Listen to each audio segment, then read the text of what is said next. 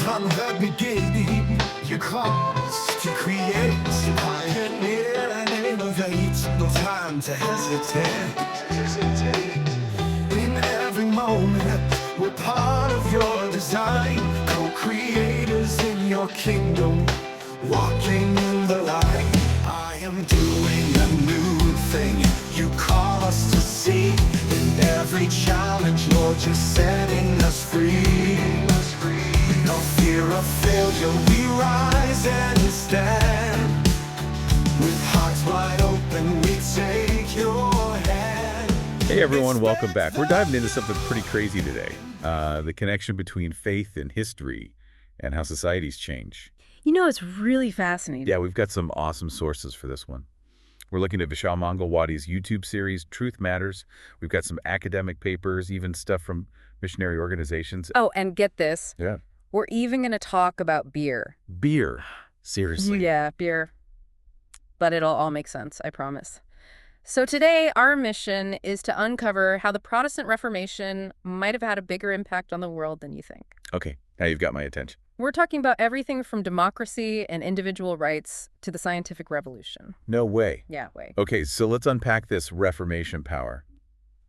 Mangalwadi says corrupt nations can actually be reformed. Right. How does he connect that back to the Reformation? Well, he argues that the Reformation's emphasis on God's will as the driving force for change was a game changer. When people believe God has a plan for society, they're more likely to push for positive change. Right, so it's not just about changing hearts, it's about changing systems too. Exactly. Mangalwadi points to the American and English revolutions as examples. Oh, wow. He suggests they were ripple effects from the ideas that came out of the German Reformation. So he's saying those revolutions might not have happened without the groundwork laid by the reformers. It's a bold claim, but he makes a compelling case. That's pretty mind-blowing. Now, Mangalwadi also zooms in on a really interesting figure, Katie Luther, Martin Luther's wife. Oh, yeah, Katie was awesome. What's her story? Well, she actually ran a brewery. What about a brewery? Yep. And you can still buy Luther beer in Wittenberg, Germany today. Reformation beer. I had no idea. It's a fun fact for sure, but it also illustrates the work ethic the Reformation promoted. Brewing back then was serious business. You Yeah. needed skill planning, a dedication to quality. Ah, so this is where we tie it back to economics. Bingo. The Reformation really emphasized things like personal responsibility, hard work, and property rights. And Katie owning and running a business fits right into that. Exactly. It's like a real-life example of those abstract principles in action. I like it. Okay, so let's zoom back out to that idea we talked about earlier. Yeah. The West's success being rooted in a biblical understanding of human dignity. Right. Mangalwadi really pushes back against secular explanations here. Yeah, he argues that concepts like natural selection, while important for understanding evolution, can't fully explain why we value human life the way we do. So survival of the fittest doesn't necessarily lead to the idea that all humans are equal and deserve respect. It doesn't. He even jokes about what the Declaration of Independence would look like if atheists wrote it. Oh, that's funny. We hold these truths to be politically correct, that all human beings have evolved equal and are endowed by natural selection with certain unalienable rights. He calls it absurd because it exposes the shaky ground those ideas would be on without a deeper foundation. I see what he's getting at. Yeah. So how does the Bible provide that deeper foundation for human dignity? Mangalwadi says it all comes down to the idea that humans are created in the image of God. This means we have intrinsic value, not because of what we do or achieve, but just because of who we are. That's a powerful concept. So where does education fit into all of this? Well, Luther himself was a huge advocate for education. Right. He argued that city councils should be responsible for building and maintaining schools. Wow, that's pretty forward-thinking for his time. He believed it should be a public good, not just something for the wealthy or the church to control. Where did he get that idea? Straight from the Bible. He drew on passages like Psalm 78, which talks about passing down knowledge to future generations. So he saw education as a divine responsibility crucial for a flourishing society. Exactly. It wasn't just about reading the Bible. It was about equipping people to think for themselves, to participate in government, to engage with the world around them. So is this where we start to see the seeds of the scientific revolution being sown? You could say that a society where more people can read, think critically, and share ideas is a fertile ground for scientific inquiry and innovation. It's interesting how the Reformation and the scientific revolution happened around the same time. Right. It's no coincidence. The Reformation really laid the groundwork for a more intellectually vibrant society. Okay, so we're seeing all these connections. But let's be real. The Reformation wasn't all sunshine and roses, was it? You're right.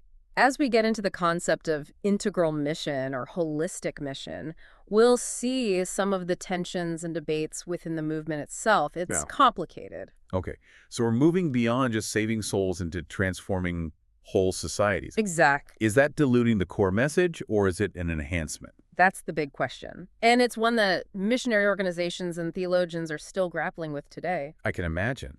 So we have this tug of war. On one side, there's the focus on evangelism and church planting. And on the other side, there's engaging with issues like government economics and education. That's the tension.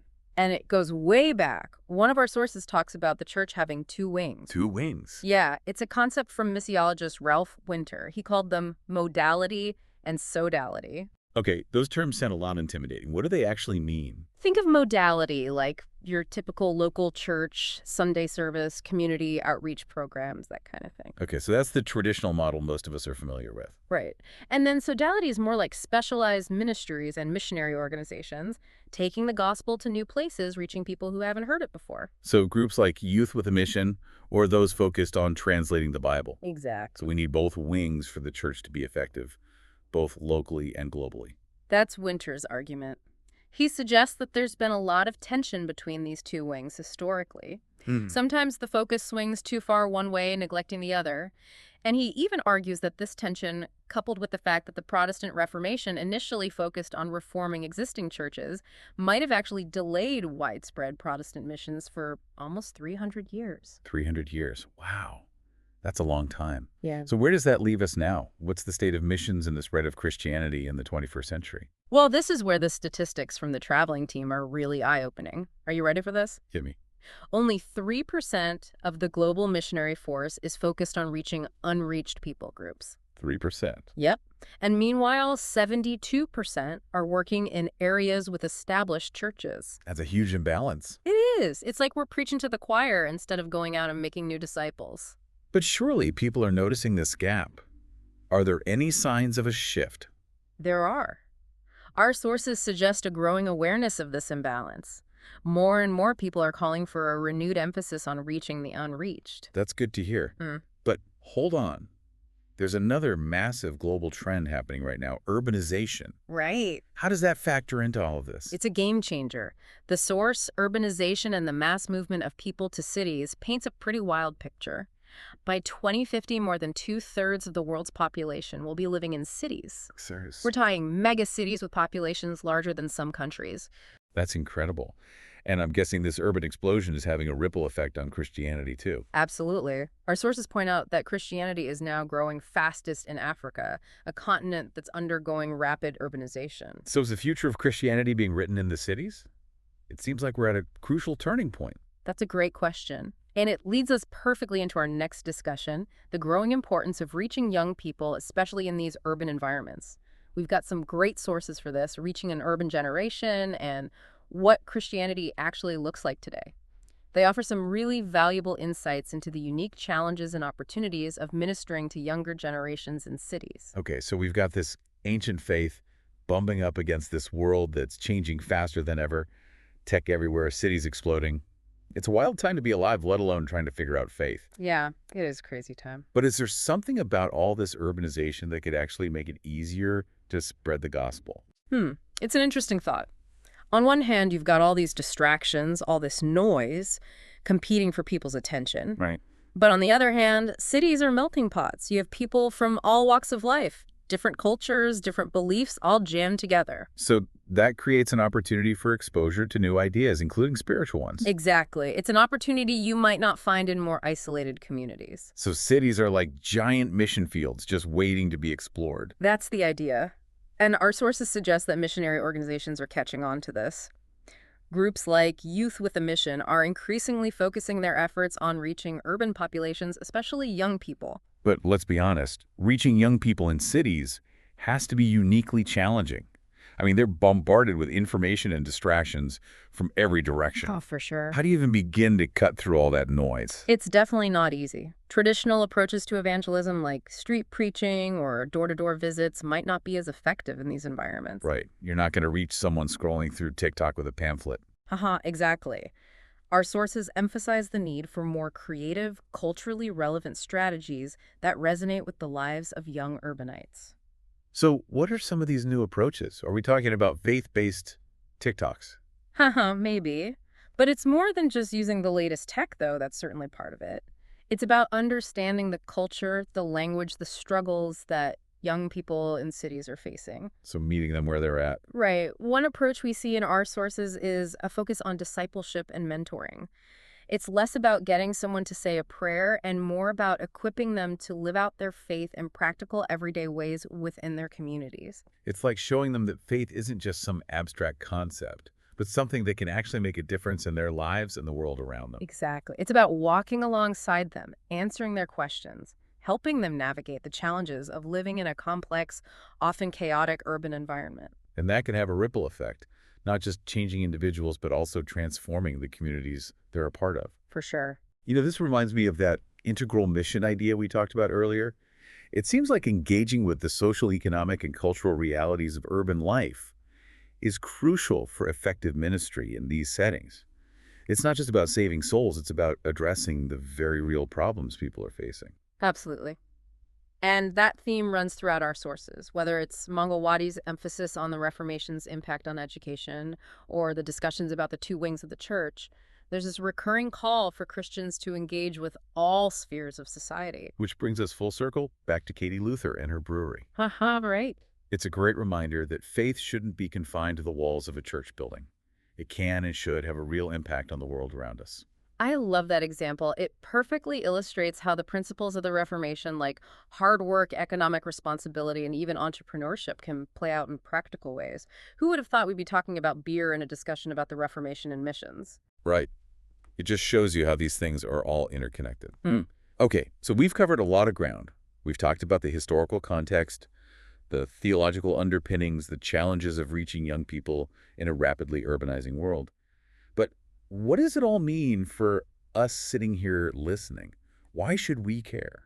That's the million-dollar question, isn't it? I think there are some key takeaways here for anyone who's thinking about faith, about their place in the world, about how to make a difference. Okay, so let's start with the individual level. What does this deep dive suggest about how we as individuals should approach our own faith? For me, one of the most powerful takeaways is that faith isn't just a private matter. It's not just about what you believe in your heart. It has implications for how you live your life, how you engage with the world around you. So it's not about compartmentalizing faith, keeping it separate from your work, your relationships, your political views. It's about integrating it into every aspect of who you are and what you do. Oh, exactly. It means asking tough questions, being willing to think critically about the issues of our day, engaging in respectful dialogue, and seeking solutions that align with your values. And it also suggests we need to be more intentional about discipling and mentoring others, both in our own communities and in reaching out to those who haven't heard the gospel. Absolutely. Those statistics about the imbalance in the global missionary force are a stark reminder that we have a responsibility to share the good news with those who haven't had the opportunity to hear it. But it's not just about numbers, it's about quality. You mean it's not just about converting people, it's about making genuine connections, building relationships, and helping them to truly understand and live out their faith. Precisely. Our sources emphasize the need for culturally sensitive approaches that meet people where they are not trying to force them into a mold that doesn't fit their context. It seems like this deep dive has unearthed quite a few tensions and challenges, but it's not a doom and gloom picture, is it? There's still hope. Yeah, absolutely. What I find encouraging is the sense of energy and innovation that comes through in these sources. There's a growing recognition that the church needs to evolve and adapt to meet the challenges of a rapidly changing world. And that means embracing the complexities, being willing to experiment, and holding fast to the core values of our faith while finding new ways to express them. It's an exciting time to be a part of this conversation. Speaking of experimentation, we've talked about the two wings of the church, modality and sodality, and the need for greater balance between them. Do you think there are other structural shifts that might be necessary for the church to thrive in the 21st century? I mean, we've been doing church a certain way for a long time. Maybe it's time to shake things up a bit. That's a great question, and one I think deserves further exploration. Our sources didn't delve too deeply into potential structural changes, but they hinted at some of the challenges facing traditional church models, especially given this massive urbanization trend and the rise of secularism. We can't just pretend those things aren't happening. One of the sources, The Mission of God's People, Session 13, really challenged that idea of a hard line between secular and sacred work. It argued that all work, when done with excellence and integrity, can be a form of ministry. That's a powerful concept. It suggests that maybe the church needs to rethink its traditional structures. How can we better equip and support Christians who are working in fields that aren't explicitly religious? How do we help them see their work as a calling, as a way to serve God and their community? And it brings up another big question. How can the church better engage with issues like social justice and economic inequality? These are topics that young people are passionate about. If we want to connect with them, we can't just ignore these things. You're absolutely right. And I think that's a great place to pick up in the final part of our deep dive. We need to ask ourselves, what does it look like for the church to be a force for good in a world that's becoming increasingly complex and interconnected? How do we stay true to the gospel while addressing the real problems people are facing? It's not an easy task, but it's a crucial one. So, as we're talking about the church's role in the world, one theme that keeps popping up in our sources is this idea of kingdom thinking. Oh, yeah. Several of them really emphasize viewing all areas of life through that lens. Right. What exactly does that mean? It's a pretty powerful concept, basically. Kingdom thinking is recognizing that God's reign isn't limited to just the religious sphere. It's understanding that his principles and purposes apply to everything. Everything. Government, economics, art, science, education, you name it. So it's like saying there's no such thing as a secular world that operates outside of God's influence. Exactly. And that changes everything about how we live out our faith. How so? Well, if we truly believe God is sovereign over all things, then our faith can't just be confined to Sunday mornings or private prayers. Wow. It should inform how we approach our work, our relationships, our engagement in the community, even how we interact with nature. It's like that source we talked about, The Mission of God's People, Session 13. Yeah. They really challenge that traditional separation between sacred and secular work. Right.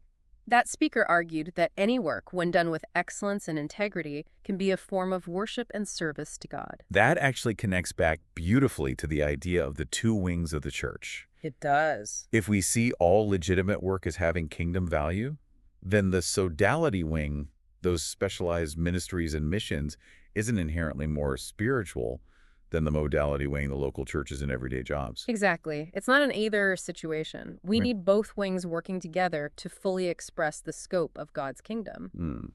But that requires a mental shift for many of us. We have to recognize that God is at work in all spheres of society, not just within the church walls. And that also makes me think about how we define success. Oh, yeah, good point. For anybody with a kingdom mindset, success isn't just about individual achievement or money. It's not. It's about aligning our lives with God's purposes and contributing to the flourishing of his kingdom in all its dimensions. Couldn't have said it better myself.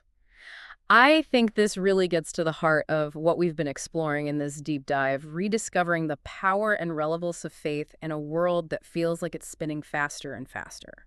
Yeah, it's been quite a journey. We've gone from Katie Luther's Brewery to global urbanization trends, from the challenges of reaching young people to this big idea of kingdom thinking. A lot to take in. Who knew there were so many connections? It's clear that faith isn't just some dusty relic of the past. It has the potential to shape the future in some really amazing ways. I agree. As we wrap up, I'm feeling both challenged and hopeful. Challenged because the task before us is huge, but hopeful because we serve a God who is bigger than any challenge we face. When we align our lives with his purposes, we tap into a power that can transform not just individuals, but entire societies. That's powerful stuff. So as we leave this deep dive, what's one final thought-provoking question you'd like to leave with our listeners? Something to really make them ponder what we've discussed. Okay, here's one for you. If, as our sources suggest, the Protestant Reformation had such a massive impact on the development of the West, everything from economics and education to science and government, what potential does the whole gospel movement have to shape the future, especially in our rapidly urbanizing, increasingly interconnected world? What would it look like for the church to fully embrace its two wings and unleash the power of kingdom thinking in the 21st century? I think these are questions worth wrestling with as we try to live out our faith in a world that desperately needs the hope and transformation that only the gospel can offer. That's a powerful challenge and one that I hope sparks some deep thinking and action for all of us. Thanks for joining us on this incredible deep dive. We encourage you to share your own reflections and keep exploring these topics. Until next time, keep seeking, keep questioning, and keep diving deep. Happy learning. To create, to pioneer and innovate. No time to hesitate. In every moment, we're part of your design. Co-creators in your kingdom, walking in the light. I am doing a new thing. You call us to see. In every challenge, Lord, you're setting us free. No fear of failure, we rise and stand. With hearts wide open, we take your hand. Expect the new, embrace the unknown. In every step, your seeds are sown. From Africa's rise to nations untold, we'll dream with you as your plans unfold. Empowered by love, we move with grace. In innovation, we find our place. We've seen the past, the legacy that's grown. We're called to more than resting on what's known. From BTS to every field we roam, we carry your vision, making hearts our home. I am doing a new thing, you call us to see. In every challenge, Lord, you're setting us free. No fear of failure, we rise and stand. With hearts wide open, we take your hand. Expect the new, embrace the unknown. In every step, your seeds are sown. From Africa's rise to nations untold, we'll dream with you as your plans unfold. Empowered by love, we move with grace. In innovation, we find our place.